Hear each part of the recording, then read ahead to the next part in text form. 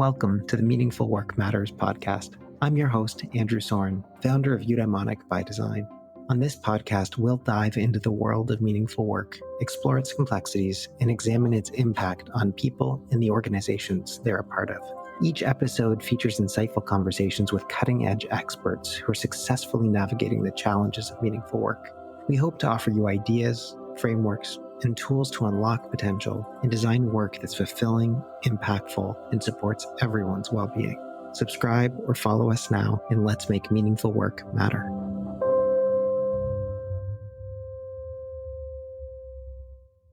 Ella Henry, welcome to the podcast. I am so glad to have you joining us today, all the way from New Zealand. It's a pleasure to be able to have you. Thank you. So if I introduce myself in my language, kia ora, that means be well. My name is Ella Henry. I hark from three of the tribes of the very far north of the North Island of New Zealand, but have lived most of my life in urban areas where I do now, acknowledging the people of the land that I live on here, Ngātikahu, the tribe of Auckland. I'm a professor of entrepreneurship in the business school at Auckland University of Technology. So I think that's a little bit about me. That's great. Well, I'm really excited to dig into the topic of Maori perspectives on well-being and meaningful work today. That is something that I'm excited for us to go into. But maybe before we do that, maybe you can just start by sharing a little bit about what makes your work personally meaningful. Well, I tend not to use that sort of language to discuss work because for me, many Māori in the fields that I'm engaged in active work with our tribes or education or community development, we tend to think not so much of the language of meaningful work, but of calling and vocation. And in traditional society, our elders would have looked at the skill set of young folk and trained them up in a calling. And even though that's not the way society works anymore, it's still an imperative for many of us to ensure that we try to do work that is not just meaningful for ourselves, but for our people. And I say that, and I want to put this in the context. My parents were very poor. They came to the city 60 odd years ago to give a better life to their children, which I've been able to benefit from by going to university. My father worked as a process worker, factory worker all his life. And in his later years, I was still quite young. He had a heart attack and couldn't work out on the shop floor. And so the guy who owned the place, who was an old school capitalist, gave him a job walking the coffee trolley, the tea trolley around, And I was embarrassed because my father was like unwell enough to be working like a real man. And he said to me, and these are two words that in the Māori language I think transfer. Mahi is our word for work, and mana is our word for prestige, for value. And he said, a man gets his mana from his mahi. So he gets his energy, his vitality, and his force from whatever he does. And he said, and I'm the best tea lady they've ever had. And I think I learned my work ethic from my father, because even though he would not have had in any description meaningful work, for him to labor and work to support his family, to build his community, was as meaningful as he was ever able to acquire. So I've had the privilege of being able to make choices about my career. But the calling, the vocation, the meaning has come from being a teacher, an educator, and a researcher. And it's a privilege to have that choice when you come from a very poor background. Mm-hmm. Wow. I feel like we could have a whole entire episode just about that little introduction. So many things. But I want to dive into this notion of calling, because, so much of the literature on meaningful work starts with literature on calling, a perspective on calling. But of course, that calling, in the ways in which meaningful work has been absorbed in largely Western, largely settler context. I speak in Canada on Turtle Island. When I speak about calling here, I'm generally doing that from a very Christian perspective. Calling in the context of service to Christ is really where the literature on calling came from. So much of the actual work that has become work on meaningful work actually stems from that Christian perspective on calling. So it's really just interesting to have the spiritual relationship, because I think that's most likely something that we're going to get into, and my sense is that as we unpack this conversation, that a Maori perspective, an Indigenous perspective on calling is probably going to be a little different than a Christian Protestant perspective on calling that kind of stems from Martin Luther.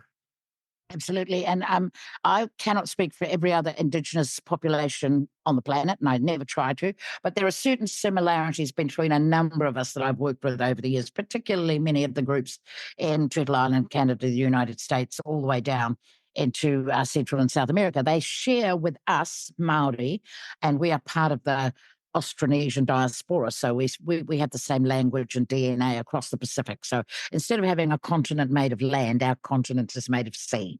And we have been populating it for thousands of years, and we traded backwards and forwards. And we weren't isolated, lost little savages on islands, which was the way we were perceived. So one of the things that's a commonality I've found in our cultures is the profound sense of connection.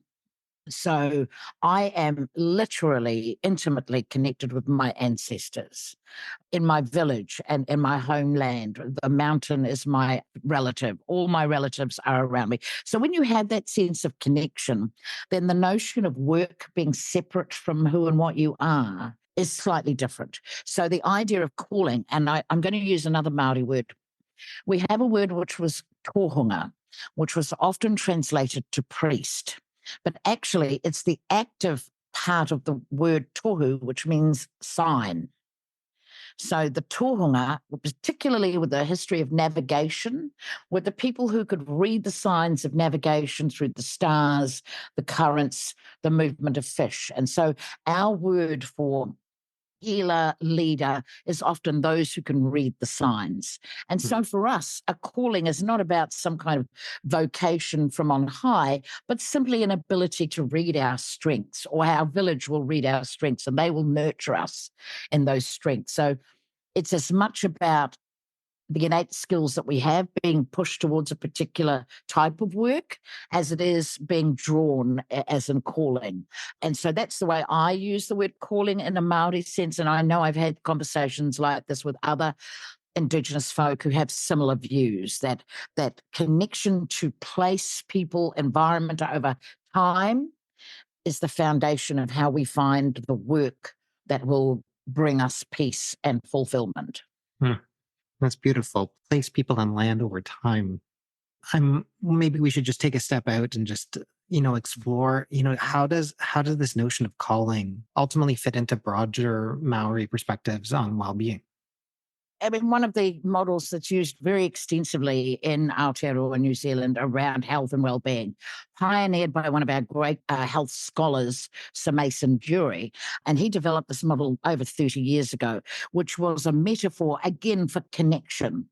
So he calls his model the four walls of the house, whare, which is house in Māori, tapa whā, four walls. And he argues on his model that health is not about diagnosing a particular set of symptoms and fixing them. It's about healing the whole house. And so part of the house, one wall is your body, obviously. Another wall is your emotions and intellect. Another wall is your spirituality. And the fourth wall is your family and connection. And when all of those four walls are well, then you and everyone who lives with you is well. And so again, it's back to connection. You cannot fix a problem just by looking at a set of symptoms and saying, oh yes, we'll throw some pills at that. You have to understand the person in the context of their tribe, their village, their community, and their own spiritual dimensions. And so calling within that framework is, I think, also fits because when you genuinely believe that is how we find wellness and well-being around our community, then part of your hinengaro, your intellectual health and well-being, is knowing yourself well enough to know what fulfills the calling. Mhm. I guess is the simplest way. What is the sign that tells you this is my path? Mhm. And as I said, if we're very lucky, because, 60% of my people live in poverty or at the very, very lowest levels. And they most of them do not have the privilege of being able to follow their callings, but that does not stop them from doing meaningful work in their communities. Our language was saved in the 1970s and 80s because grandmothers who worked in factories and grandfathers who drove buses would convert their garages on the weekend into little language learning nests. The government picked up on those and they're now funded, and we have a holistic health system from early childcare immersed in the language all the way to university. That would not have happened if little old men and little old women who did not have fancy jobs had found the calling to convert their living rooms, their garages, their local community halls into places where young folk could bring their children to hold on to the language before it died out. So, I mean, when I talk about meaningful work, I'm not necessarily talking about paid employment. And when I talk about calling, I'm not necessarily talking about higher calling. I'm simply talking about how connection to each other often underpins the pathways we choose. I'm very struck by the fact that there's so much of modern science that's just catching up to ancient wisdom. And I mean, we could think about ancient wisdoms in so many different ways. I mean, obviously, I'm very influenced by what was going on in ancient Greece and eudaimonia and Aristotle, but we could just as equally be talking about ikigai in Japan. We could be talking about the medicine wheels in Turtle Island. We could talking about dharma from a perspective of what's going on in India. There's so many different ways in which we can see a very similar sense of purpose driving what it is that we're striving to be able to do, what makes us uniquely ourselves, and what our contribution is.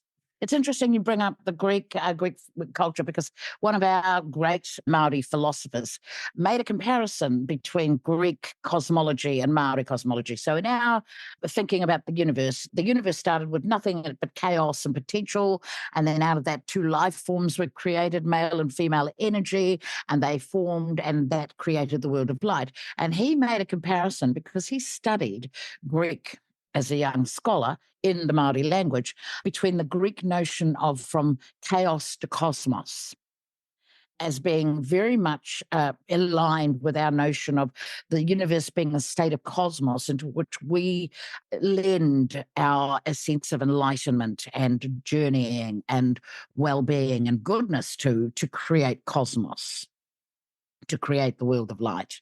And so I've always been very taken by the ideas that you raised, that I'm not saying that we have done anything uniquely different. It's just something that's evolved over thousands of years that works for our culture, our environment, and our communities. But it's not dissimilar to many others. And I worry very much that the philosophy of the West, which is individuated humanity, separated, Cartesian thinking, which on the basis sounds great, but then when you see how it's turned us into a fractured society, highly competitive, materialistically influenced by capitalism, to the point where we may be destroying the planet. And all of that is less than 500 or 600 years of thinking, when a lot of those philosophies you spoke about are thousands of years old. And so, how we try to revitalize ancient sustainable philosophy in a often unfriendly contemporary environment is the challenge, I think, not just of Indigenous folks, but many other communities of thinkers and scholars who are saying, we cannot go on the way we are as a species, because all we will do is destroy ourselves. Sharks have survived the last 4 extinction events. It offends me to think that 64 million years from now, there'll be some shark dictator controlling the planet because we have destroyed it. I don't want that to happen. No. No, no shark dictators, please. I love that. I love that. Oh, okay. One of the things that you just said makes me think a little bit about leadership. So, what kind of leadership is necessary to be able to hold on to some of these ancient ideas and bring them into the often challenging neoliberal, late capitalist world that we happen to live in? I know that you've written a lot about emancipatory leadership in a Maori context, and I'm wondering, what can we learn in terms of thinking about that type of calling in our world today? Well, I have to go back again to our history as seafaring people. And the thing about long voyaging at sea is that by and large, you need multiple watches. You don't just have one captain, oh, well, they do now, but back then you had multiple leaders with multiple skill sets. And I genuinely think that is the foundation of traditional Māori leadership, to the point where if you ever meet a Māori who says they are a leader, you should run in the opposite direction, because that is not how we judge leadership as a people. And in fact, one of my great mentors always said, we do not lead by forcing people to follow us. We create ways of walking and talking that allow people to want to walk alongside us. And so the word for chief in the Māori language, ranga, tira, R-A-N-G-A-T-I-R-A. Ranga is to bring together, and tira means people. So the chief is the person who can bring people together. The chief is the person who can walk their talk, and that includes male and female, because there were many who were both. And the chief is the one that we stand up and sing for in our ceremonies. It's not that they say they are the chief. We define them as chiefs when we stand up and sing for them. So I like to encourage my students to think that I'm not going to teach you to be an emancipatory leader. I'm going to teach you to be a strong follower, because great followers make great leaders. Silly followers follow fools. And to be a strong, emancipated follower, you will make great leaders. And the only problem about the hierarchical, highly concentrated power system that came out of Europe when it came here 200 years ago is that only works for the people at the top. It doesn't even work for white people. Hierarchies are not healthy for humanity. So Indigenous notions of leadership, connection, relationality, shared leadership, all of those ideas are not unique to us as Māori, but they're found in very many other cultures. In fact, I remember an archaeology lecturer of mine saying some nearly 40 years ago that he'd found a community of people who had lost the words for war and leader, because they lived in a community where there was no resource dependence. There was enough food, there was enough water, there was enough heat. And you could probably look at a number of cultures around the world that had coexisted for hundreds, if not thousands of years without needing a complex hierarchy of leadership, because the community led itself, except in times of resource dependence. So for me, emancipatory Māori leadership and emancipatory Māori entrepreneurship are really around acknowledging the fact, again, going back to calling, that our role as leaders, if we do get into any kind of leadership role, our role as entrepreneurs in any kind of business role is to ensure that we are doing it for the well-being of our people, to emancipate them. Otherwise, we are just another business person, just another officious dictator. Well, talking about business people, one of the other things that I've seen some of the work that you've done on, which I just love, is some of the ways in which you help us reshape the ways that capital can be thought of from a Maori perspective. Capital can be thought of from an Indigenous perspective. There's different kinds of capital that we can bring to the table. Can you tell us a little bit more about that? Yeah, sure. I say that as somebody who is from a culture that was only introduced to capitalism. The idea that you can transfer value to some other third party, like a piece of paper or a lump of gold. That was a very new idea. So value still exists in all Indigenous cultures. It does not necessarily involve the kind of transactional relationships that are fundamental to capitalism in the 21st century. But in fact, those other capitals are just as important, I believe, to our well-being. So we know social capital, everybody uses that. I mean, that's the value of your networks. Everybody's after good networks because there is tangible and often material benefits from having good, strong social capital. But for particularly, and I talk really across BIPOC communities now, Black, Indigenous, people of colour communities that are often disadvantaged because of the way that our culture is perceived, that cultural capital, not in the Bourdieuian sense of elitist education, but in the value of your identity, is another very important part of capital that we are able to nurture and enhance when we have the opportunity to get together. So I've been doing a lot of work on Indigenous networks and here and overseas. I had the opportunity to go to a powwow in Six Nations and had this incredible experience of literally feeling tangibly the cultural capital of those nations as visitors came and danced. And the simple act of dancing in the circle together brought us all together in a very moving and important way. But what it also did was enhance the cultural capital of the people of Six Nations, which is like any reserve in Canada and the United States, it has huge social problems. But anything that enhances not just your social capital but your cultural capital is contributing to well-being. And the other thing I found evidence of in my research, which is a little bit more at the flakier end of the equation, is the notion that there is a thing and it's tangible and it's real and it's spiritual capital. And it's not something that's just unique to Māori or Indigenous peoples. I think that every culture has a desperate need to have strong spiritual capital, whether it's because of our connection with whoever our deity may be, whether it is connection to a particular faith or doctrine. You know that when you are able to share that communion, when you're able to enjoy that experience, that it's like the soul food that you don't know you wanted until you get a bowl of it. And then you go, holy cow, this is good. This will keep me going for days. And the difficulty about the separation between the private and the personal, the public and the political as part of the Enlightenment is that I think it's created enormous spiritual vacuums in many places in the world. And it's why I think so many people are turning to Eastern thinking or Indigenous thinking in search of their own spiritual capital. But in fact, we all have it. We all have it. It's there. It's in all of us. Whatever our faith may be, whatever our doctrine, whatever our dogma, when you are able to warm the God spot, as I believe the multiple intelligences people call it, you get that warm feeling. You get that, oh my gosh, this is what life is really for. I think it brings such relief to the idea of what meaningful work actually helps us do.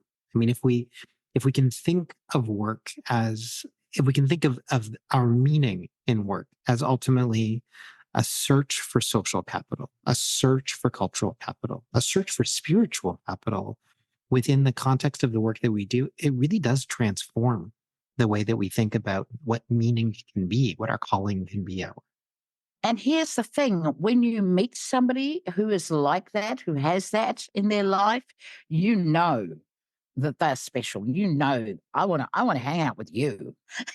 I want to do what you're doing. I want to go where you're going, because it is what do the young folks call it? Riz, they've got a riz.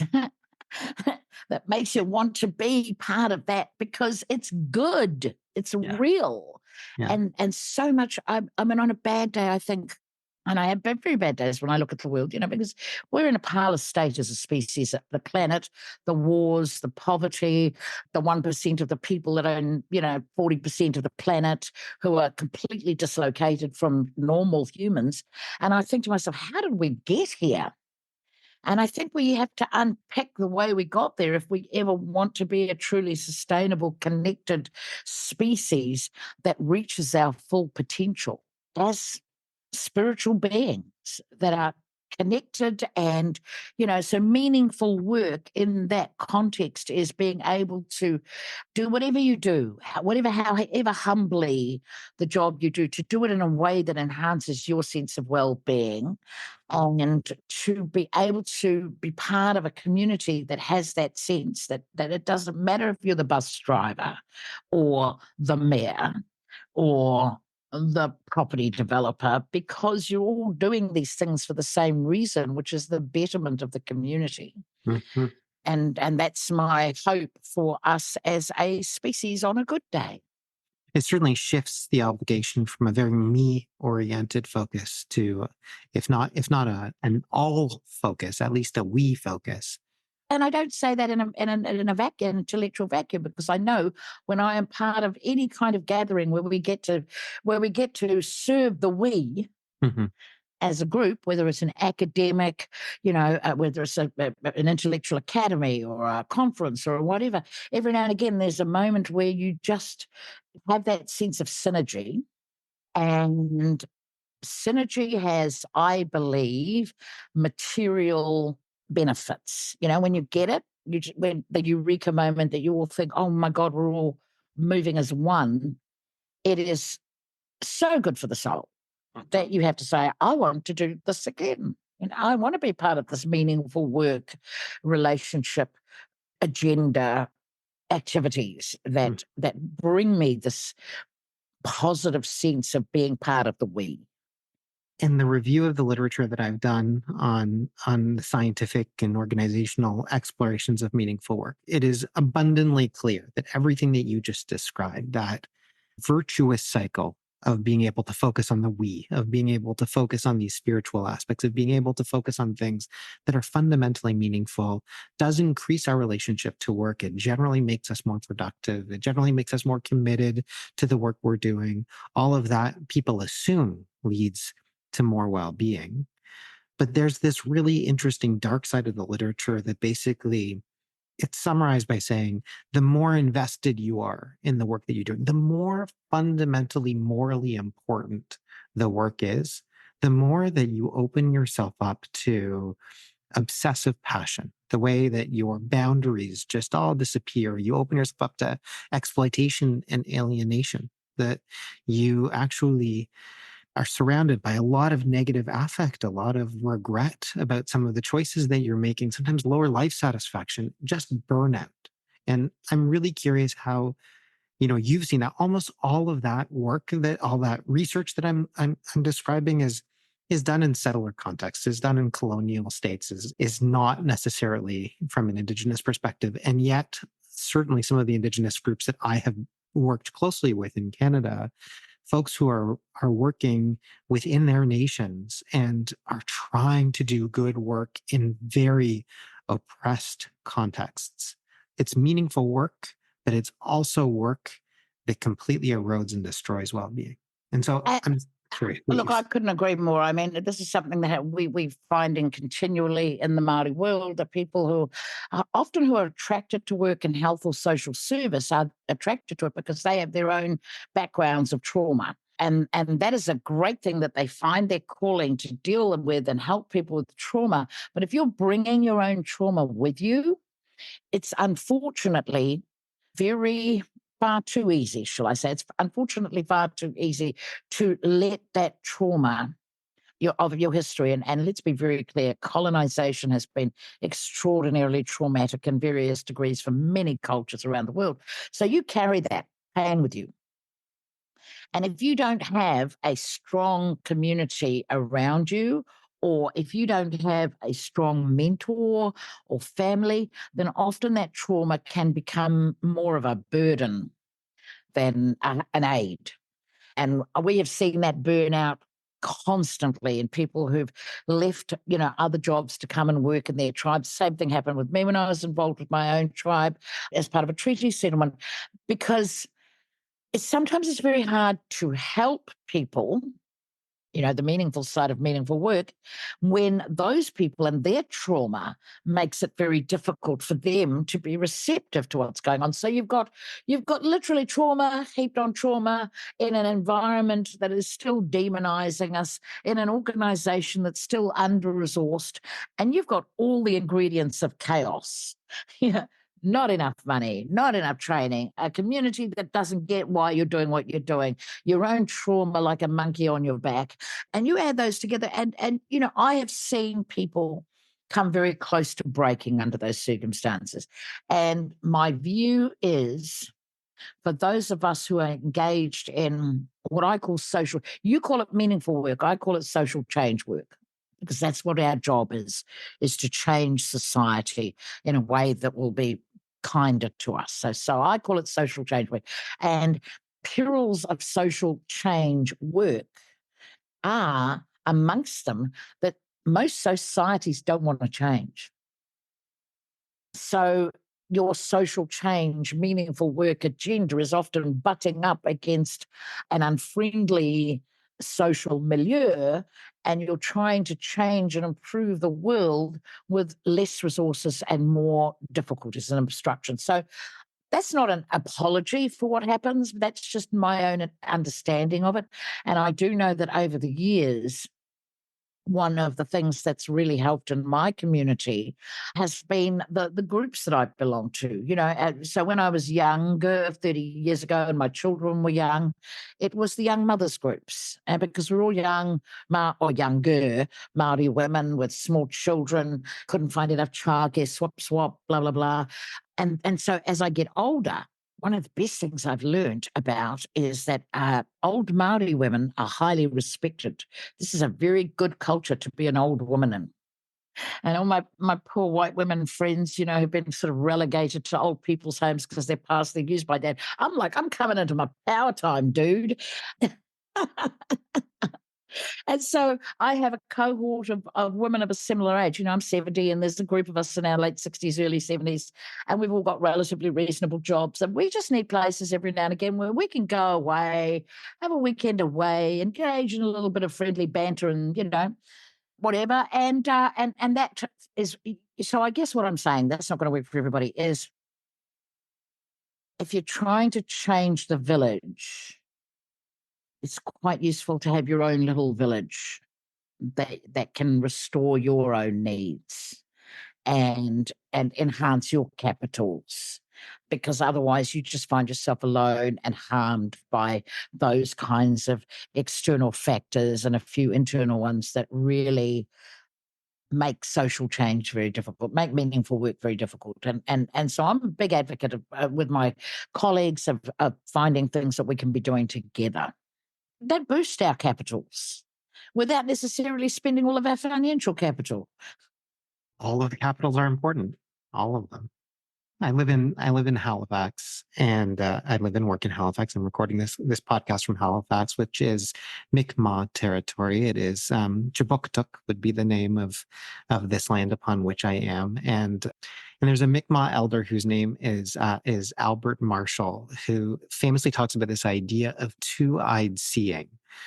And the idea of two-eyed seeing, at least from what I understand of his teaching, is that we can view the world through two different lenses, two different cultural lenses that can give us a very different kind of perspective than if we only look at one. We can have indigenous ways of knowing, we can have settler ways of knowing. Each of those potentially has its strengths, but if we can use both of our eyes together, we can see so much more than we can see if we just only have one lens.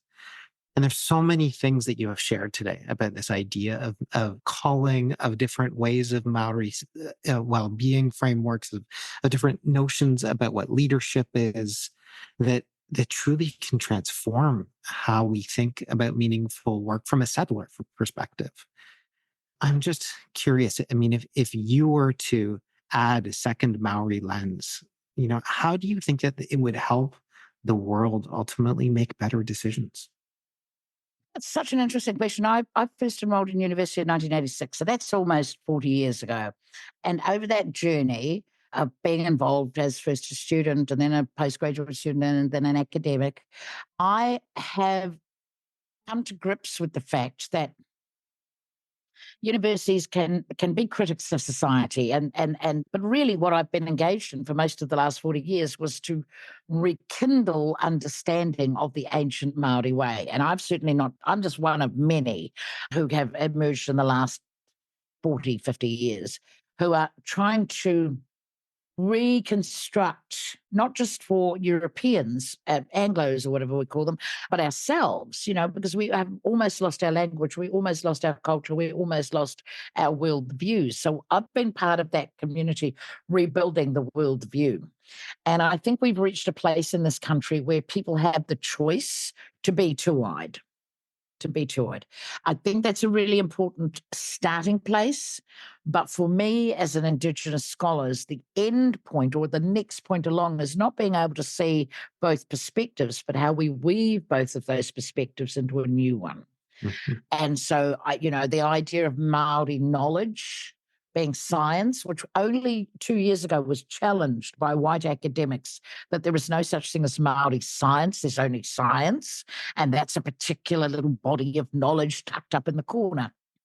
And we were engaged in a highly acrimonious public debate, with these 7 academics who wrote this letter saying there is no such thing as Māori science. What I loved about that is the numbers of non-Māori scholars, not just in New Zealand, the number of Indigenous scholars from around the world that said, no.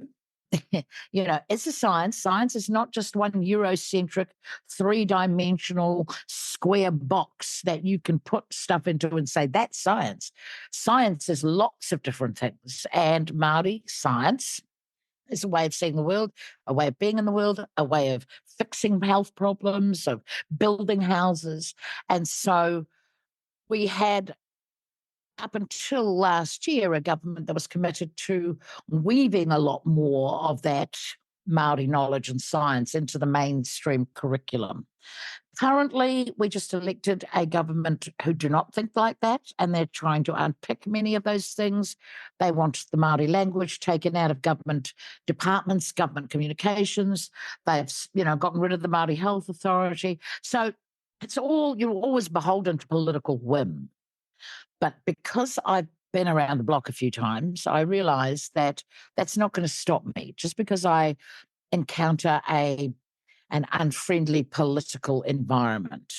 My great-grandparents survived their village being attacked and burnt down. So I think I can cope with a couple of politicians that I don't agree with, so long as I can keep on doing the things that I'm doing, which is to teach and research and share information about how we can be three-eyed. I am so grateful that you chose to join us. Thank you, Ella, for sharing your wisdom, for being able to enlighten us, for being able to elevate our conception of what meaningful work can even be in the world. Thank you so much. Oh, thank you, Andrew. It was fun. It was really pleasant. So, good luck with your work and your podcast, and best wishes. Thank you for joining us for another episode of Meaningful Work Matters. If you haven't already done so, be sure to subscribe to our podcast on your favorite platform. And if this episode resonated with you, please take a moment to leave us a review. Your feedback helps us make this podcast better and reach more listeners. You can connect with me, Andrew Soren, on LinkedIn, or visit www.eubd.ca to learn more about Eudaimonic by Design. Finally, if what you heard today spoke to you, tell your colleagues and people in your community about our podcast. We really appreciate your support in making meaningful work matter. See you next time.